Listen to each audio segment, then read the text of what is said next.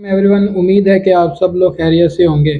मेरा नाम है Daniyal Khan and welcome back to my YouTube channel Daniyal exam preparation.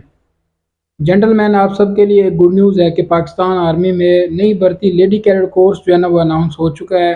ठीक है, लेडी कैडेट कोर्स के लिए बहुत सारे कैंडिडेट जो है ना अप्लाई की इंतज़ार कर रहे थे कि कब ये कोर्स अनाउंस होगा, कब हम तैयारी स्टार्ट करेंगे और कब अप्लाई करेंगे। ये सब कुछ आप लोगों का फाइनली जो है ना वो वेट इंतज़ार की घड़ियां ख़त्म हो चुकी हैं और आप लोगों की ये लेडी कैडेट कोर्स की रजिस्ट्रेशन अगले 2 दिनों में अनाउंस होने जा रही है। मतलब ऑफिशियली ऐड तो अनाउंस हो चुका है लेकिन अभी तक अप्लाई का ऑप्शन नहीं आया है। तो पाकिस्तान आर्मी की हम ऑफिशियल वेबसाइट पे चलेंगे और वहाँ से आप लोगों को बताएंगे कि इस बार कौन कौन से लोग अप्लाई कर सकते हैं जिन्होंने ग्रेजुएशन की हुई है, एमएससी की हुई है, एमएस किया हुआ है, बीई किया हुआ है।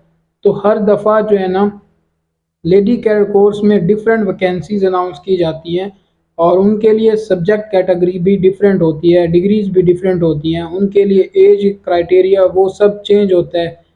ठीक है, आप सब लोगों को मुकम्मल इन्फॉर्मेशन इस वीडियो में प्रोवाइड की जाएगी। अप्लाई आप लोगों ने कैसे करना है, तैयारी आप लोगों ने कैसे करनी है, सब कुछ आप लोगों को बताया जाएगा।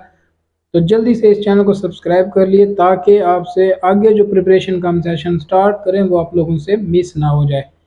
ठीक है, अभी हम चलेंगे पाकिस्तान आर्मी की ऑफिशियल वेबसाइट के ऊपर और वहाँ से आप लोगों को सब चीज़ें दिखाएंगे भी कि आप देख सकते हैं कि प्रैक्टिकली जो है ना लेडी कैडेट कोर्स 2027 यानी कि 27 जो अनाउंस हुआ है 2025 के अंदर लेडी कैडेट कोर्स 27 इसकी रजिस्ट्रेशन का प्रोसेस आप लोगों को बताता चलूँ कि 23 जून से स्टार्ट हो जाएगा और तभी आप लोग अपनी एप्लीकेशन को सबमिट कर सकते हैं। अप्लाई आप लोगों ने बड़े ध्यान से करना है, अदरवाइज़ आप लोगों की एप्लीकेशन जो है ना वो रिजेक्ट हो जाएगी, क्योंकि पिछली दफ़ा कैंडिडेट बहुत ज़्यादा अप्लाई किया है और जो उनकी समझ में है उन्होंने बस लिख दिया है और बाद में हुआ है क्या, अगले 3 दिन बाद उनकी एप्लीकेशन रिजेक्ट हो चुकी है।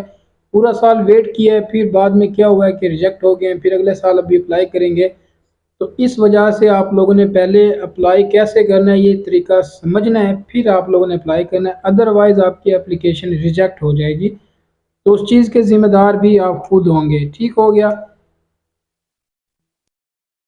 लेडीज़ एंड जेंटलमैन, आप लोग देख सकते हैं कि अभी जो है ना हम लोगों ने सर्च किया है joinpakarmy.gov, तो ये पेज जो है लोड हो रहा है। जब ये लोड हो जाएगा तो आपके सामने पाकिस्तान आर्मी की ऑफिशियल वेबसाइट ओपन होके आ जाएगी।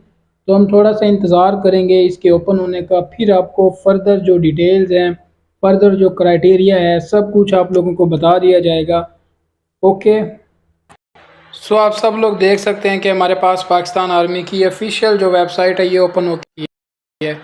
सबसे पहले एक और आप लोगों को यहाँ पे मैं बात शेयर कर दूँ कि यहाँ पे जो आप देख सकते हैं कि PMA हो गया, TCC, ICTO, ICTO इसको बोलते हैं, AVN, LCC, AFNS, DSSS, SSRC, MD कैड, एम कैडेट, मेडिकल कैडेट, यहाँ पे जो है ना ये सारे कोर्सेज़ की आप लोग जो क्यूरीज़ है, मतलब आपका कोई सवाल है, आपकी कोई परेशानी है, कोई मसला है, ये यहाँ पे टेलीफोन नंबर्स दिए गए हैं। आप लोग इनसे रब्ता करके तमाम अपना जो क्या कहते हैं कि जो भी मसाइल है वो हल करा सकते हैं। अब ये जो कोर्स वाले हैं जितने मैंने नाम लिए हैं इनके लिए जो है ना टेलीफोन नंबर ये दिया गया है, आप इस पर कॉल भी कर सकते हैं। ठीक है, आप उनको अपना कॉल करके मसला बता सकते हैं। दूसरे नंबर पे यहाँ पे ईमेल दिया गया है और आप इस ईमेल पे भी अपना जो है ना मसला इनको बता सकते हैं। दूसरे नंबर पे जो ख़तीब है या सोल्जर जो लोग होंगे वो यहाँ पे नीचे इस वाले ऑप्शन ये नंबर्स वगैरह दिए गए हैं। उसके बाद ऑनलाइन रजिस्ट्रेशन के हवाले से अगर आपकी ऑनलाइन रजिस्ट्रेशन आप लोगों ने करनी है और दरमियान में कोई इशू आ रहा है तो फिर आप उनसे यहाँ पे पूछ सकते हैं। मसलन आपकी एज जो है ना वो कभी कभार इस तरह होता है कि आपकी एज लिमिट जो है ना वो पूरी होती है, मतलब आप ओवर एज नहीं होते, लेकिन फिर भी आपको कहा जाता है वेबसाइट की तरफ से कि आपकी एज जो है ना वो ओवर एज है। तो इस तरह के मसाइल जो है ना वो कैंडिडेट को दरपेश आ जाते हैं। इन मसाइल को हल करने के लिए इन्होंने ये बहुत अच्छा है कि जो हेल्पलाइन नंबर है वो भी दिया गया है, तो आप यहाँ पे इनसे कांटेक्ट कर सकते हैं। ये पाकिस्तान आर्मी की ऑफिशियल वेबसाइट है, आप सब लोग देख सकते हैं।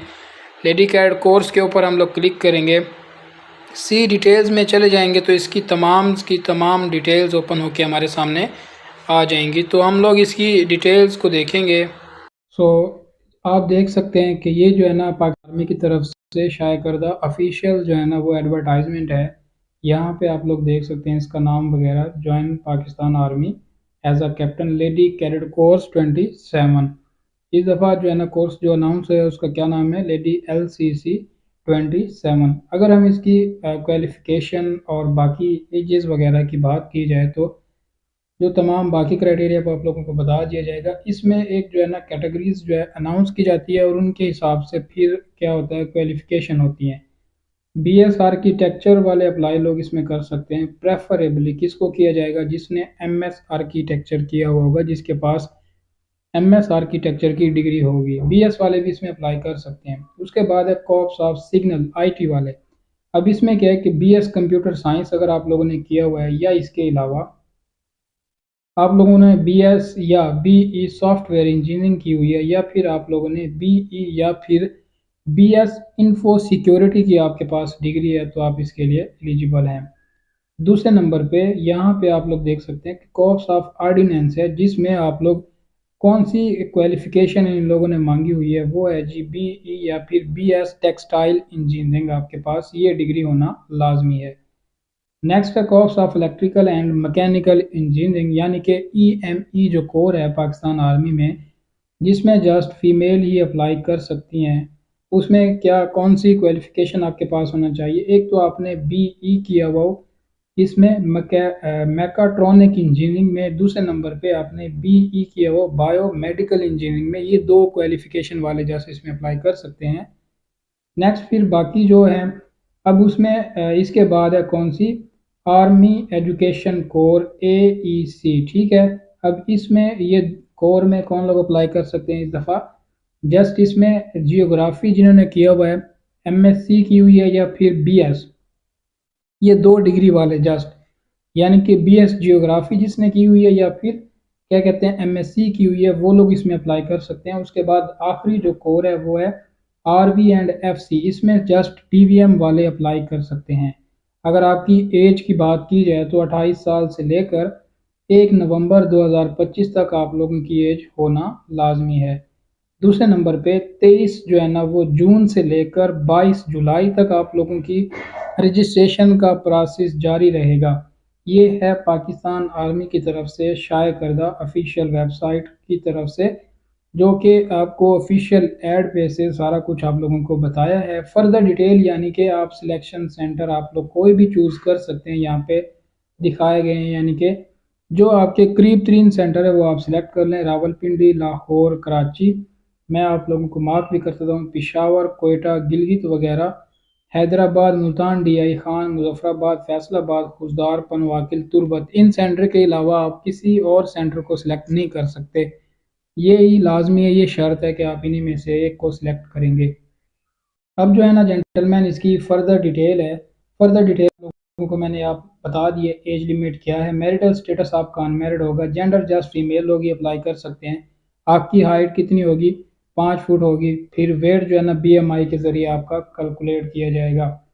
इसके बाद है एलिजिबिलिटी कंडीशन, ठीक है। यहाँ पे आप लोग देख सकते हैं अभी जो आप लोगों को मैंने कोर वगैरह बताई हैं, ये लोग इसमें अप्लाई कर सकते हैं, ठीक है। बाकी आप लोगों ने यहाँ पे जो कोर मेंशन है, इनके अलावा जो ऑफिशियल एड पे जो कोर मेंशन की गई हैं, उन सारी कोर को आप लोगों ने देखना है।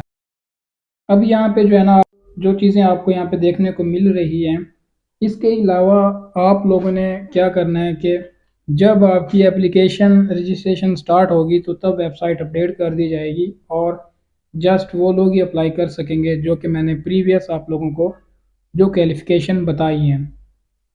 यहाँ पे कुछ थोड़ा सा एलिजिबिलिटी क्राइटेरिया में ये देख लेते हैं, आपके मार्क्स वगैरह की बात कर ली जाए, ठीक है। परसेंटेज 2.5 CGPA होना चाहिए, या फिर आपके मार्क्स हैं तो 62.5% मार्क्स होना चाहिए एनुअल सिस्टम में। इसके अलावा आपने MPhil या MS डिग्री या फिर हायर क्वालिफिकेशन है वो भी होनी है आपके पास। उन लोगों को जो है ना वो प्रेफरेंस दी जाएगी।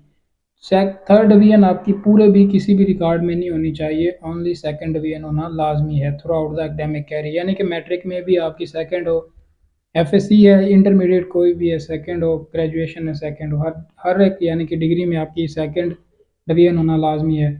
अब candidate who have not completed 4 year degree in a given discipline are ineligible।